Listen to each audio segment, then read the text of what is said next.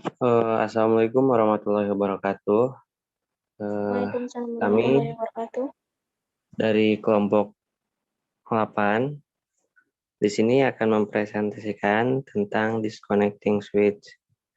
Anggota kelompok ada Muhammad Nugroho, saya sendiri, lalu Ahmad Yani, kemudian Wahyu N. Maaf sebelumnya, apakah share screen PPT saya sudah terlihat? Sudah. Oke. Jadi presentasi kali ini dilatar belakangi oleh kan tadi DS ya, disconnecting switch. Nah, disconnecting switch ini termasuk ke dalam peralatan proteksi tenaga listrik, yaitu sistem proteksi yang terpasang pada peralatan listrik seperti generator, transformator, jaringan, dan lain-lain. Disconnecting switch juga biasa disebut sebagai saklar pemisah atau PMS, yaitu suatu peralatan sistem tenaga listrik yang berfungsi sebagai saklar pemisah rangkaian tanpa arus beban, atau memisahkan peralatan listrik dari peralatan lain yang bertegangan, di mana pembukaan atau penutupan PMS ini hanya dapat dilakukan dalam kondisi tanpa beban. Nah, pemisah juga merupakan peralatan yang digunakan untuk melindungi petugas pemeliharaan dari tegangan sisa. Kemudian ada di PPT ini terdiri dari pengertian, karakteristik, fungsi, prinsip kerja, dan jenis-jenis disconnecting switch. Untuk pengertian mungkin akan dijelaskan oleh teman saya. Silakan dari kelompok 8, siapa? Baik, yang pertama yaitu pengertian. Pengertian dari disconnect switch. Disconnecting switch atau pemisah atau saklar pemisah adalah sebuah alat yang dipergunakan untuk menyatakan secara visual bahwa suatu peralatan masih tersambung atau sudah bebas dari tegangan kerja. Nah, saklar pemisah ini dibagi menjadi dua bagian, yaitu yang pertama pemisah tanah dan kemudian ada pemisah peralatan. Nah, untuk pemisah tanah ini berfungsi untuk mengamankan peralatan dari tegangan sisa yang timbul dari SUTT yang telah diputuskan. Nah, dapat juga untuk mengamankan dari tegangan induksi yang berasal dari kabel penghantar atau kabel-kabel yang lainnya. Sedangkan untuk pemisah peralatan berfungsi untuk mengisolasi atau melindungi peralatan listrik dari peralatan-peralatan lainnya pada suatu instalasi bertegangan tinggi. Pemisah ini harus dioperasikan saat kondisi tanpa beban.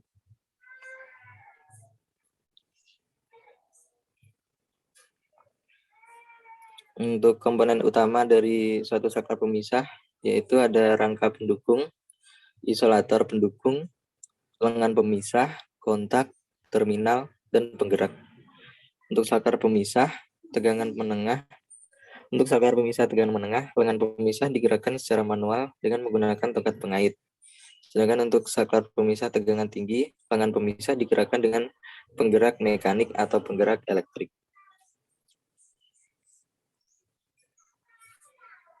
Next. Berikutnya yaitu perbedaan pemutus daya atau saklar breaker dengan saklar pemisah. Di sini untuk pemutus daya dan saklar pemisah, yang pertama memisahkan rangkaian mempunyai fungsi yang sama dan mampu mengalirkan arus beban kontinu juga sama, mampu memikul tegangan sistem sama, dapat memutus arus beban. Ini untuk saklar pemutus CB. Sedangkan untuk saklar pemisah tidak dapat memutus arus beban kecuali arus beban lebih dari 5 ampere plus 5 ampere. Untuk pemutus daya di sini dapat memutuskan arus hubung singkat dan saklar pemisah tidak dapat memutuskan hubung singkat. Dan untuk pemutus daya dapat menghubungkan sumber dengan suatu jaringan yang sedang terhubung singkat. Sedangkan untuk saklar pemisah tidak dapat menghubungkan sumber dengan suatu jaringan yang sedang terhubung singkat. Di pemutus daya dapat menghubung beban besar pada suatu rangkaian di saklar pemisah tidak dapat menghubungkan beban besar pada suatu rangkaian. Putus daya di sini ketika membuka suatu rangkaian timbul tegangan tinggi di antara kedua kutubnya. Kemudian ketika membuka timbul busur api berenergi besar pada sela kontak sehingga perlu usaha pemadaman busur api. Operasi penutupan dan pembukaan berlangsung cepat. Sedangkan untuk saklar pemisah, ketika membuka suatu rangkaian, beda tegangan di antara kedua kutubnya tidak tinggi.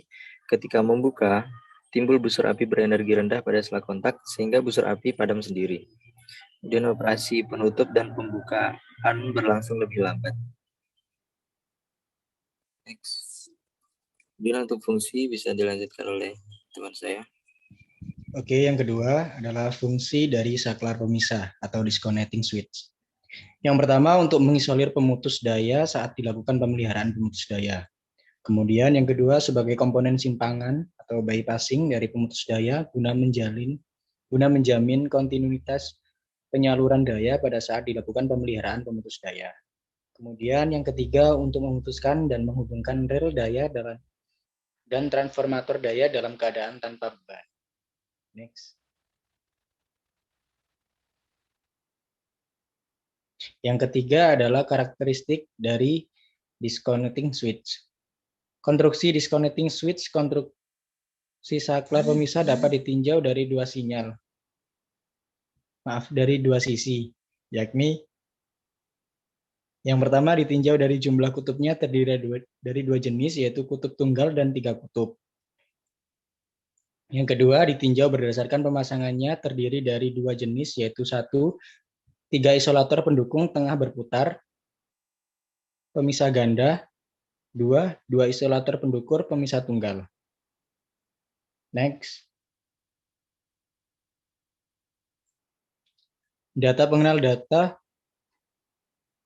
Pengenal saklar pemisah disconnecting switch dapat dibuat berkutub tunggal ataupun berkutub 3 dan ditandai dengan hal berikut.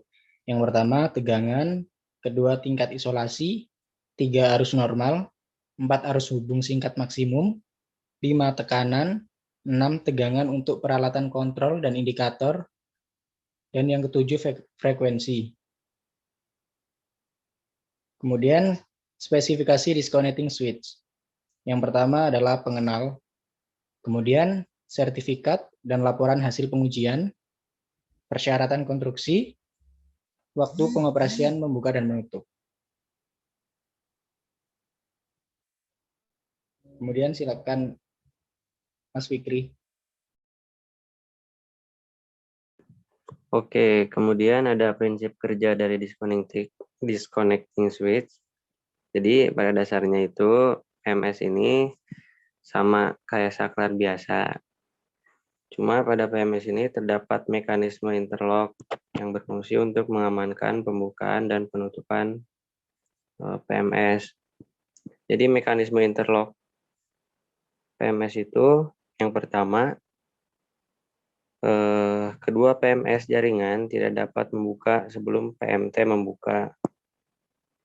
Lalu pemisah tanah hanya dapat menutup saat saklar pemisah jaringan dalam keadaan terbuka. Dan saklar pemisah jaringan hanya dapat ditutup saat saklar pemisah tanah dalam keadaan terbuka. Lalu yang keempat, PMT hanya dapat menutup saat saklar pemisah jaringan dalam keadaan menutup. Untuk jenis-jenis PMS ini dibagi beberapa kategori. Yang pertama, menurut penempatannya. Jadi, menurut penempatannya ini terdiri dari pemisah penghantar, yaitu PMS yang terpasang pada sisi penghantar. Kemudian ada pemisah seksi, yaitu PMS yang terpasang pada suatu rel atau bus yang terpisah pada dua seksi. Dan saklarnya berada dekat jalur bus A dan bus B. Kemudian ada pemisah rel, yaitu jenis PMS yang terpasang pada sisi rel atau bus, sehingga rel tersebut terpisah menjadi dua seksi. Kemudian ada pemisah tanah, yaitu yang terpasang pada penghantar atau kabel yang menuju atau yang menghubungkan ke tanah. Kemudian ada pemisah kabel, yaitu saklar pemisah ini terpasang pada sisi kabel. Nah, untuk kategori yang kedua yaitu menurut gerakan lengan. Jadi, yang pertama ada pemisah putar. Saklar pemisah putar memiliki dua buah kontak diam dan dua buah kontak gerak yang dapat berputar pada sumbunya. Kedua ada pemisah luncur. Saklar ini gerakan kontaknya hanya bergerak ke atas dan ke bawah saja. Kemudian ada pemisah siku. PMS ini tidak memiliki kontak diam, tetapi hanya terdapat dua buah kontak gerak yang gerakannya hanya mempunyai besar sudut 90 derajat. Lalu ada pemisah engsel. Biasanya digunakan untuk tegangan menengah 20 kP sampai 60 kP. Kemudian ada pemisah pantograf yang mempunyai kontak diam yang terletak pada rel dan kontak gerak yang terpasang pada ujung lengan pantograf. Untuk menurut fungsi kerjanya, ada diskonektor yang memutus rangkaian listrik dalam keadaan tanpa beban. Yang putus setidaknya dapat dilihat dengan mata. Kemudian ada year break switch. PMS ini digunakan untuk menghubungkan dan memutus beban di bawah arus nominalnya. Pemasangan bisa dilakukan secara indoor maupun outdoor. Kemudian ada auto switch, yaitu pemasangannya hanya pada tiang listrik dan tidak dapat membuka secara otomatis pada saat terjadi gangguan. Lalu ada load break switch, yang digunakan untuk menghubungkan dan memutus beban dengan nominalnya, dan tidak dapat membuka sendiri saat terjadi gangguan. Ada juga jenis sectionalizer, yang pemasangannya diletakkan di jaringan, di mana setiap 13 km sekali terpasang satu sectionalizer yang dapat memutus bagian jaringan secara otomatis. Nah, untuk kesimpulan dari disconnecting switch ini, jadi sangat penting untuk melindungi peralatan listrik manusia dengan disconnecting switch ini. Di samping ada CB juga harus ada disconnecting switch dalam sistem proteksi tenaga listrik.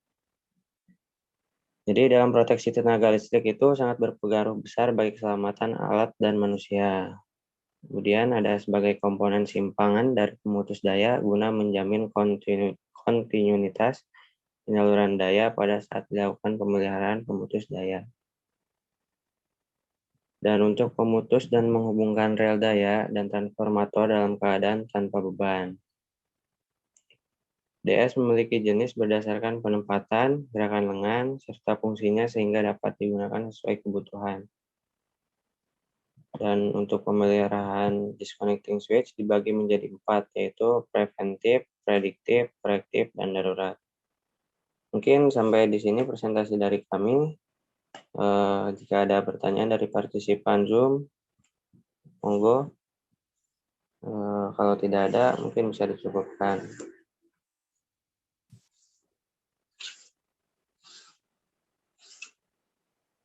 Monggo silakan yang mau tanya seputar disconnecting switch.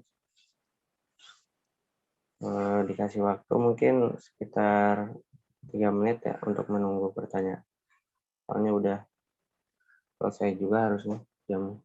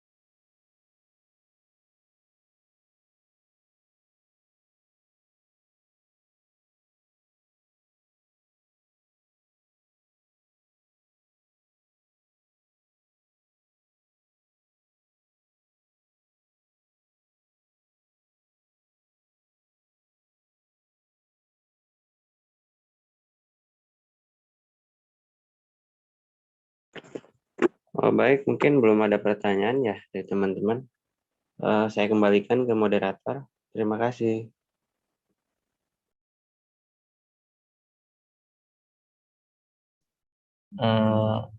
Interupsi sebentar ya. Mungkin tadi waktu kelompok 7 waktunya terlalu cepat untuk ditutup.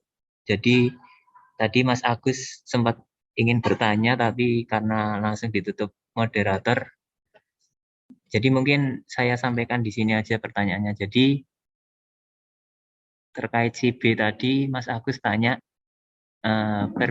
ini perbedaan MCB dan juga MCCB. Jadi perbedaan paling mendasar dalam penggunaannya itu apa?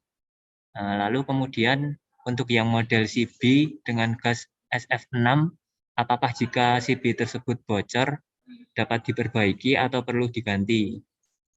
Nah, mungkin saya akan menjawab ya teman-teman. Jadi gini Mas Agus, untuk mungkin perbedaan mendasarnya saya ambil contoh dari produknya Schneider. Nah, untuk mungkin dari persamaannya dulu. Jadi untuk persamaannya mungkin fungsi dan cara pemasangannya sama. Lalu lokasi pemasangannya juga dapat dijangkau untuk keamanan juga.